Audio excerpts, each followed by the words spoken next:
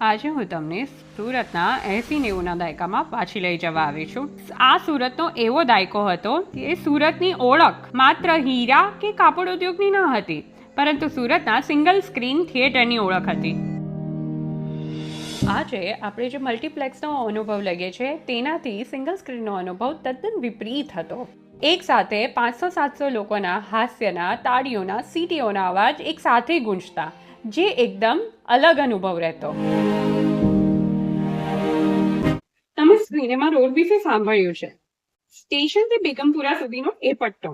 અહીં અલંકાર, capital, Krishna, victory, પ્રકાશ, super, new Lakshmi, વસંત, મોહન, મોતી ટોકીઝ અને સુરત જેવા 11 મુખ્ય થિયેટરો બાજુબાજુમાં ઊભા હતા. બીજો પટ્ટો હતો સલાબતપુરા, જે રિંગ રોડના ઔદ્યોગિક પટ્ટાને મનોરંજન પૂરું પાડતો.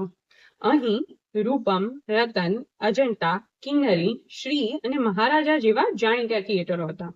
આ ઉપરાંત નટરાજ, શીતલ, રૂપાલી, રાજકુમાર, ગાયત્રી, એલબી, દર્પણ, વૈશાલી, આમ્રપાલી, ગીતાંજલિ જેવા 10 સ્થાનિક સીમાચિહ્નો હતા, જે દરેક વિસ્તારની સાંસ્કૃતિક ઓળખ હતા.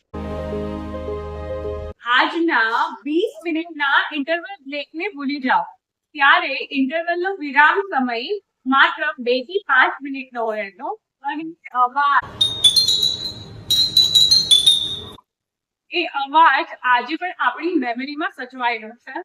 અને તેની સાથે કાચની બોટલના ઢાંકણ ખોલવાનો અવાજ જે આવતો તે પણ એક નોસ્ટેલ્જિયા પૂરું પાડતું. અને વડા અને સમોસા એ 25% કરતા પણ ઓછા દામના રહેતા. અને જે આજે મૂલ્ય આધારિત રિફ્રેશમેન્ટ કહી શકાય એવું રિફ્રેશમેન્ટ ત્યારે મળતું, જે આજે જે